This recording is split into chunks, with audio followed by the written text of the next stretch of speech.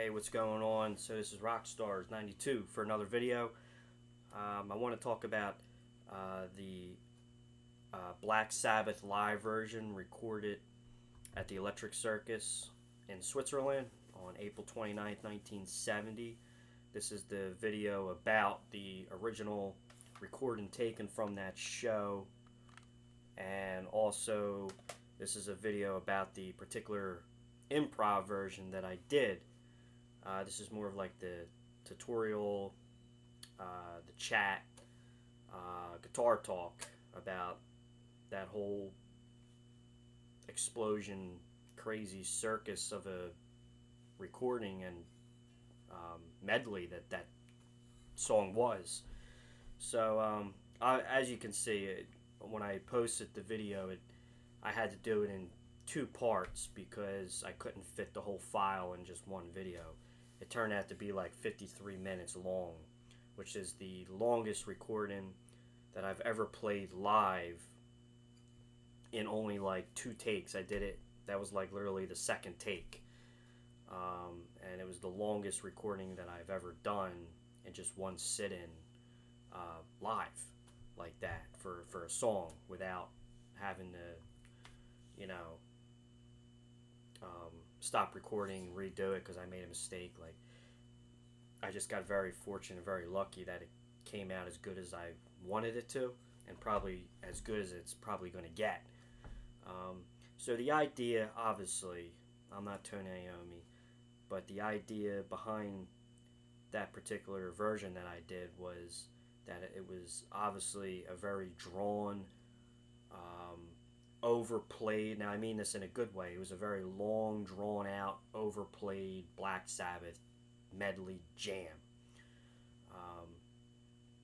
There's a whole lot going on in that song. Obviously that particular version that they did at the show was a lot more dramatic, and there was a lot more going on that live version compared to the studio version, of course, obviously. And there were guitar solos, there were drum solos, and then when you thought the song was over, it just started back up again and went into something else. So there was a lot going on.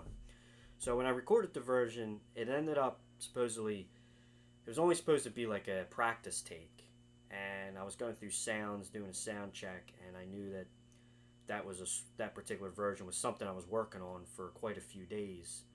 And so I decided, you know, to introduce the song on the rig that I have here, because when I was practicing it and learning that version, I was just doing it on my little mini Marshall amp and playing it out of the record player and just kind of figuring out what was going on that particular version. And I was trying to pick up some of the licks and riffs and chords that Tony was doing that unfortunately we don't have the sheet music for. So I did a lot of it through trial and error, using my ear, and just kind of dissecting part by part by part by part, and figuring out what was going on. So I played it because I wanted to play it as close as I could, but I also wanted to add my own twist on it because I wanted to add my own flavor as a guitar player. You know, I don't like to do improvs or covers where I try to copy too much. I mean, all these, for example, we're in Black Sabbath world lately, so all these Black Sabbath videos I've been putting up are just supposed to be more of a celebration and a tribute of you know, the piece of all the history that we have that is unfortunately long gone, and is, you know, recorded long before I was even a twinkle in my father's eyes. So for a young guy like me, this is like so new to me, and obviously turned me on a long time ago to start learning how to play music and to understand it. So my point is that, again, I try to make these videos again as like a tribute to my favorite bands, my favorite guitar players, of course, and to have fun. And unfortunately, you know, I was just thinking about this earlier before I made the video, but unfortunately there's only so much footage that we have out there of Black Sabbath. Or there's not as much footage as you think that's out there of Black Sabbath playing this stuff live, especially the early stuff from like 69, 70, and you know, I mean, you go on YouTube and it's the same videos that every Black Sabbath fan has watched a million times. You know, all the old footage when they were young and at their prime and, you know, getting big.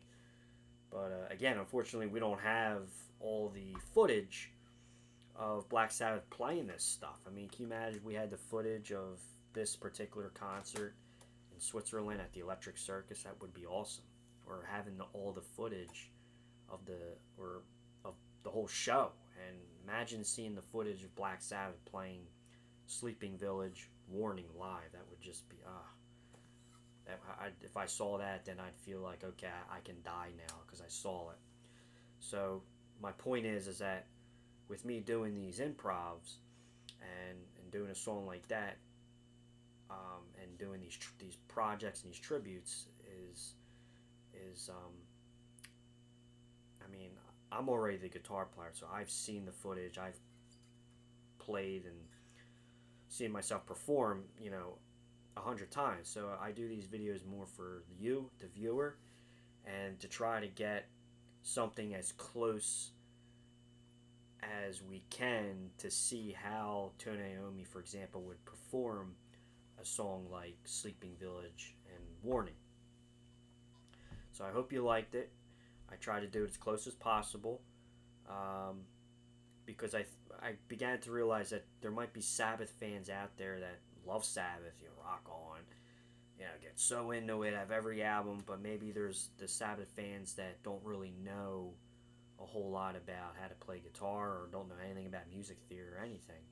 So that's why I'm making this video, because somebody that doesn't know music theory and how to play an instrument, it's very foreign to them when they hear someone like Tony Iommi play a guitar like the way he did, and it's hard for people to understand how do you make a guitar sound like that? How do you play a guitar like that? So I hope you take that into consideration of watching my videos, that a lot of this stuff that I'm doing is stuff for you to enjoy and to watch, because unfortunately we don't have the footage. So I try the best to my abilities with my knowledge and my experience, to have this on footage so that you can have an idea of how Tony Iommi would play these songs, or just to see how Tony Iommi would play the way he did when he was a young guy, and even till today he's still an awesome guitar player. So yeah, so this particular version, Sleeping Village, I first heard it about a month and a half ago when these bootleg albums became a little more available to find, like on Amazon or anywhere on the internet. And when I first heard it, again, when I first heard the studio version, I was a lot younger. I mean, it wasn't that long ago, but you know, I mean, I was like maybe like 12 or 11. I think I was like 11 or 12 when I heard Sleeping Village, and I was like, whoa, you know. So, which I talked about before. So, first time I ever heard this live version was only about a month and a half ago, which was kind of like reliving that first moment ever, all over again. It was really magical. It was really cool, and which inspired me to do these songs and these bootleg recordings that are a little hard to find or even hard to buy, or you know, most Black Sabbath fans maybe haven't even heard this stuff before. So, and there's no footage of it again. So I wanted to do something that was kind of like a celebration of the live recordings that a lot of people never heard before, or until now, you know, or within the past like maybe 10 or 20 years or something like that, if that. So yeah, this version of Sleeping Village, wow. When I first heard it, obviously I knew like this was awesome. You know, this is the live version. I never heard it. The Electric Circus version in Switzerland is, as to my knowledge and research, and probably a lot of other Sabbath fans out there, or witches, this is the only live recording version that we are fortunate enough to have of the whole song played from beginning to end, from the eerie, you know,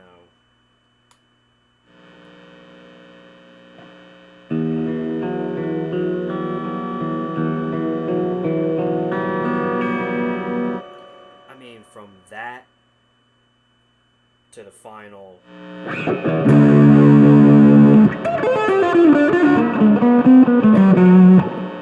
whatever, you know how it goes. So this is the only recording that we have of them performing this whole song live. And as you know, well, we can conclude or at least figure out why they never played that song live at every show, because it was just so exhausting. And again, when I first heard it, the live version was awesome, but it is like, it's overplayed. You listen to it, it's like, oh man, the guitar solos, the drum solos, it just goes on forever. And I think it can become a little boring and a little drawn out. So when I did my version, it was, again, supposed to be like that, in a good way. I mean that in a positive way, where I wanted to have it very drawn out and long, and also add a lot of effects and mood swings and tempo changes and clean effects, and I mean, just, you know, everything in just one song. Just a whirlpool of hell. And so, you know, so I wanted to try to replicate or mimic the way Tony Iommi would play that song. And back in the day, you know, when these guys were playing, touring, they were playing like every night and traveling all the time. These guys were exhausted, so we can understand why Black Sabbath retired that song from the set list, you know, by the end of like 1970. And from the research I found, I could not find that song ever played again at a live Black Sabbath concert ever in the 70s. And there's actually one footage out there. I think it's in Greece, 2005. They opened up Children of the Grave with Sleeping Village, but they only went into the clean part, the E minor 9, the eerie beginning, and then they went right into Children of the Grave. And that's the only time they kind of like introduced the song again, but after that they did, unfortunately, the song's been retired basically probably since 1970. From from my research and from what we have, you know, here in stone facts. So yeah, there's a lot going on in that song. I tried to pick up, I'm sorry if I'm repeating myself, because there's just so many thoughts going through my mind. I had to explain this song and this particular version, but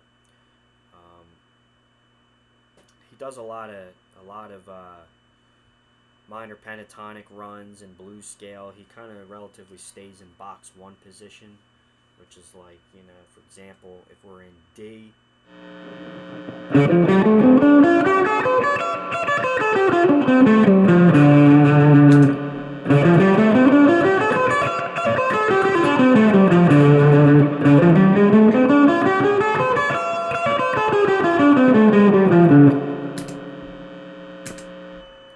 so that's like mainly where he stays, and he does a lot of hammer-ons and pull-offs.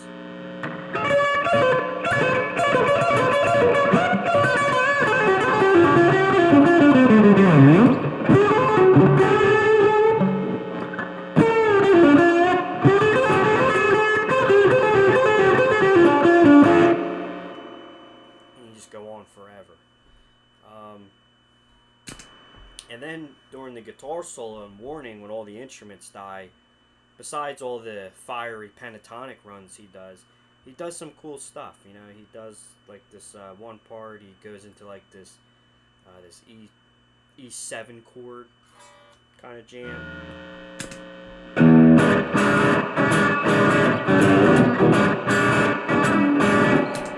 does stuff like that, and then he goes back and forth between what he did on the studio version, and then he added some more stuff, and then they go into this jazzy section where it sounds like he has the neck pickup engaged and cleans it up a little bit.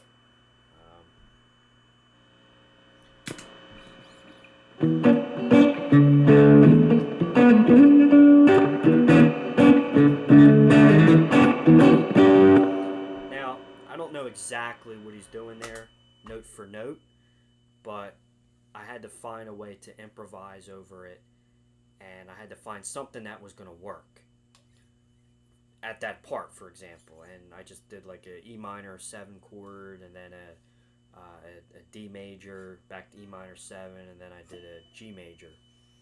And then I kind of soloed in E Dorian, or E minor pentatonic, or E blues, or E Aeolian, which are a lot of minor kind of modes, and he does a lot of stuff like this.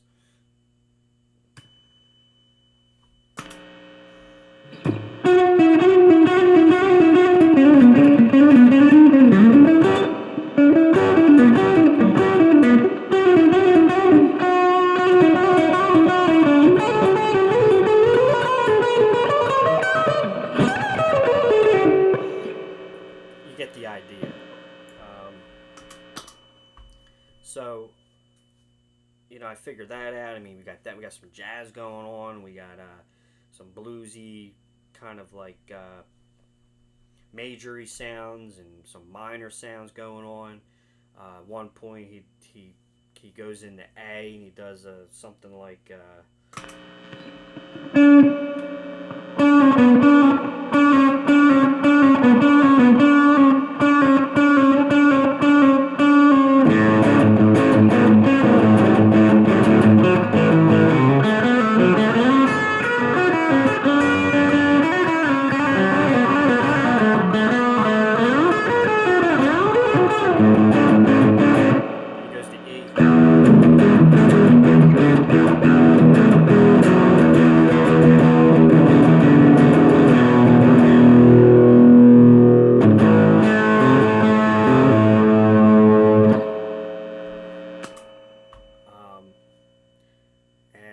Drum solos, and you know, just a lot of stuff going on. But anyway, that's just like a very fast tutorial in a nutshell behind that. And I just wanted to get that out about, you know, the tribute Black Sabbath stuff that I'm doing, and this song in particular, because this song was just so long. There's just so much going on, and I just want you to take into consideration of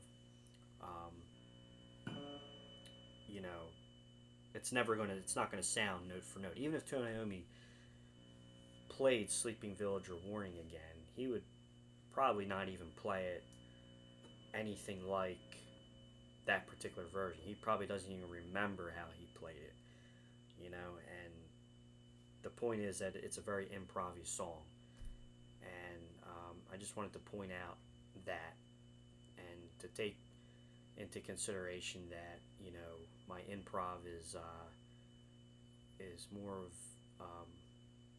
the celebration of Tony Iommi, and a little bit of my own spice added to it. And I really hope you guys liked it. I thought it came out pretty good. And again, I went for a live setting. So what I mean by going for a live setting was that, I mean, if I made a couple mistakes, I just left it in there, because there were so many good parts that I played, and the sound and the lighting and everything was just pretty good, that even if I made a mistake somewhere, I left it, because if I tried to redo that whole 53-minute song again, I probably wouldn't play it as good. So, you know, I had this adrenaline and this feeling when I went live, turned the, you know, the red light on, the recording light, and I just went for it. And whatever was played in that take was what I got. And I found out through myself playing and recording on camera is that if I think too hard about trying to play exactly note for note what is being played, for example, if I try to play that song as close as possible, note for note, to Iommi, it would have more mistakes because you don't realize that you're thinking about trying to like make it sound exactly like Tony Iommi. You can't think like that. You have to. I mean, when I learned the song, I knew how to play the song. I had the foundation of it. I knew the chords. I knew a lot of the licks. But there was a lot of other stuff that was very foreign to me. It was kind of new, like, because again, this is the live version, so it's different. And I had to sit down and run through it and figure some stuff out.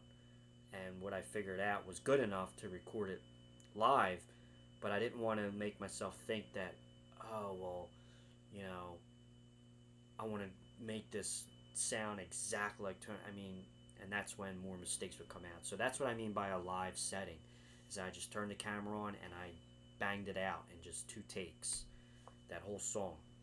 And most times I'll try to play like a 4-minute song and it would take me 1,000 takes. And here I do a 53-minute song in just 2 takes. So that's a little tip for you guys out there if you're recording on camera, if you're playing live in front of people. Don't think about making mistakes, because you will make mistakes if you think about it too much. Obviously you have to practice and be confident when you go to do the take, but don't think about doing something so perfect all the time, because that's when it's not going to come out good, because you're always thinking about every little stupid detail, and you're not thinking about what you're playing or doing. You're just thinking about, oh, I want to play this perfect. And again, as we talked about before, when Black Sabbath played live, when they recorded the debut album, they recorded live in the studio. They only did their stuff in very few takes. They recorded that whole album basically in 8 hours. And it was recorded in 2 days. One day was for recording, and the second day was for a couple overdubs and mixing. And then, I mean, literally, I think in Tony Iommi's words, I think it was Tony Iommi or Bill Ward, they said they recorded the album in like 8 hours, and they made it in time to the bar for last call that night. So they went in the studio early, they came out with a whole album, and they went to the bar and had some beers before last call. And meanwhile, I did the album, but it took me like 2 weeks or a month almost to record the debut album, because I was so worried about trying to play it perfect and wanted to sound exactly like the studio version. And you can't think like that. You just have to be a little confident and just go for it. If you're confident enough, don't always think about the details. So anyway, I hope that makes sense. Thanks for checking out the videos. I'm trying to think if there's anything else to talk about. Obviously, in Sleeping Village, in the beginning with the E minor 9 chord, the intro was extended a little bit, and it looks like there was some room there where Ozzy added some additional vocals, which I can't figure out the lyrics on the second half. He says something, no one cares to chime, or so he lies there until he sleeps, or something. I don't know what he's singing about, but it's very eerie. But I can't, it's so distorted sound, I can't figure out the actual lyrics that are going on at that part. We all know the first part, red sun rising in the sky, blah, blah, blah, blah, blah, blah, blah, blah. We know all that. I always try to memorize, I always forget, but so there was a lot of room for everybody to play on that song. And there was even a bass guitar solo, a couple times. And I had to keep pausing the song so that I can get my room in, because the parts where Tony played, I didn't want to play over them too much because it would sound too muddy and it just wouldn't sound right. And that was my chance to fill in the holes with my own Tony Iommi-esque style playing with the Rockstars 92 twist on it. And I thought it came out pretty good, so I hope you guys like it. Sorry that it had to be 2 parts. Unfortunately, YouTube will not let me upload the video as one file. It's divided up into 2, so it stops very suddenly, and then you got to click the other link to watch the rest, which is annoying, but it's just the way it is. Pretty sure there's a way around it, I just don't know. But anyway, trying to see if I covered everything else. Again, I used the Black Sabbath Hal Leonard book as a reference. Hal Leonard's Black Sabbath debut album. Hal Leonard is the author. They make great music books for albums. So this is the Hal Leonard version. It's very accurate. There's the back. It's the whole album note for note. And oh, real quick, I think I put it in the description, but kind of like what I talked about with the live Black Sabbath stuff I was doing on the drums, but I kind of have the same thing going on with the guitar. So on the guitar, I have a little bit of spring reverb. Actually, I have a lot of spring reverb, and then on top of that, I have a little bit of a slapback delay coming out of the EP3 Echoplex by MXR. And the point of that was to get that echoey, loud, distorted acoustic sound, bad acoustic sound, on purpose to kind of replicate the ambience of a small venue like a bar or a club. So that was the whole point with the Echoplex and the spring reverb, to get a very echoey sound, to make it sound very distorted, loud, and vintagey and bootleggy. And on top of the Sabracadabra, I'm using a Boss FB2 feedback booster, where at some parts you kind of hear this like long sustain of feedback and noise. Some of it came out really good, some of it did not. Some of it was in pitch really nice, some of it just sounded like snowy feedback, which I did not like. It's very hard to get feedback, the kind of feedback that you want in a certain playing recording situation, because sometimes it kicks back, it backfires on you, it doesn't sound good. Sometimes, and in the tape that I did of this song, there were some parts where the feedback was just perfect, it was just right. It was in key, and it just sounded, bone crunching, which is what I wanted. And I did use a little bit of a wah. I'm using my Zakk Wylde signature Crybaby by Dunlop. Tony did not use a wah at all, I believe, in the whole show, but just for me to add my own flavor, I wanted to add a wah in there just to make it sound a little more nasty and a little more dark and heavy. So in playing the fast pentatonic runs real fast with the wah pedal, everybody likes to do it, just sounds real evil. So that's the approach. That was my part to add something to. That was my little twist. That was an example of me adding my own little twist, something like that.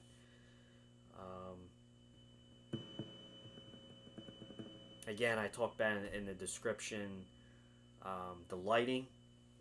Unfortunately, well, in Black Sabbath world, we'll say fortunately, it's raining today. It's doomy and gloomy, which is what we like when we play Black Sabbath. But I recorded it right around dusk, where the sun comes over my house at this time and shines through I have a lot of trees out back. The basement studio, and it had like this cool sunlight. You can see it in the video where it was kind of on the guitar, and you could see as the song was progressing, the sunlight was moving across the guitar. So that was kind of meant to be, and kind of did that on purpose to create a eerie kind of feeling and vibe as the dark night started to approach. So thanks again, guys, checking out the videos. Thank you very much for subscribing to the channel. If you know anybody who likes Black Sabbath or any kind of classic rock, let them know to check out YouTube for fun if they want to watch something and watch some classic rock. Obviously, lately we're doing a lot of Black Sabbath stuff, and we're going to keep going until I get bored of it. So I think that's all I got. We'll stop there. And to end it, wearing the Black Sabbath shirt with the witch on it, Miss Louisa Livingstone, standing out front of the Maple Durham 15th century water mill house in Oxfordshire, outside of London. And this is the video chat of Sleeping Village Warning. Thanks, guys.